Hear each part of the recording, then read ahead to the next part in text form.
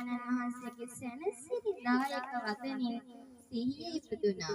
එහෙම පින්නතුනි ඇතිවතත් අහිමිව බුදුරජාණන් වහන්සේ ළඟට ආපු ඒ පටාචාරාවට පුළුවන් වුණා පින්නතුනි ගෞතම බුද්ධ ශාසනයේ විනයදර භික්ෂුණීන් අතර අග්‍ර වෙන්න. ඒ දේ කෙරෙහි කවුද පින්නතුනි? බුදුරජාණන් වහන්සේ. බුදුරජාණන් වහන්සේට තමයි පින්නතුනි පුළුවන් වුණේ ඒ වගේ කාන්තාවකගේ දුක්ගිනි නිවලා මේ ගෞතම බුදු සසුනේ පිළිසරණ ලබා දෙන්න.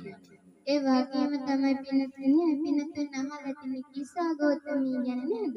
කිසා ගෞතමී කියලා කියන්නේ තමන්ගේ දරුවා මැරිලා පින්නතුනි තමන්ගේ දරුවා මැරුණා කියලා විශ්වාස කරේ නැති උමතුවෙන් වගේ බුදුරජාණන් වහන්සේ ළඟට තමන්ගේ දරුවව සුවපත් කරලා දෙන්න කියලා ආපු ඒ කිසා ගෞතමීගේ පින්නතුනි සංසාර ගමනම බුදුරජාණන් වහන්සේ නැති කරලා දෙනවා.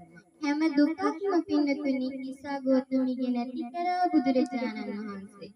දුක් විඳ විඳ යන සසර ගමනින් පින්නතුනි කිසා ගෞතමියවත් එතර කරා අපි සරණ ගියපු අපේ ශාස්ත්‍රඥ වහන්සේ නේද? උන්වහන්සේගේ කරුණාව පින්නතුනි මෙච්චරයි කියලා වචනෙන් කියන්න බෑ. මේ ලෝකේ කෝටියක් මව්වරුගේ කරුණා ගුණ එක පිටක් කළත් පින්නතුනි කෝටියක් පියවරුන්ගේ කරුණා ගුණ එක පිටක් කළත් අපි සරණ ගියපු අපේ ශාස්ත්‍රඥ වහන්සේගේ කරුණා ගුණයට ඒවා සම කරන්න බෑ. ඒ නිසා තමයි පින්නතුනි බුදුරජාණන් වහන්සේට අසම සමයි කියලා කියන්නේ. මේ ලෝකෙ පින්නතුනි සාමාන්‍ය මිනිස්සෙක් බුදුරජාණන් වහන්සේ සම කරන්න බෑ.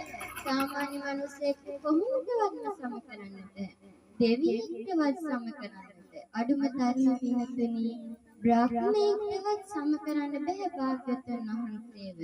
බ්‍රහ්ම ගුණයත් ඉක්මවා ගියපු දේව ගුණයත් ඉක්මවා ගියපු මනුස්ස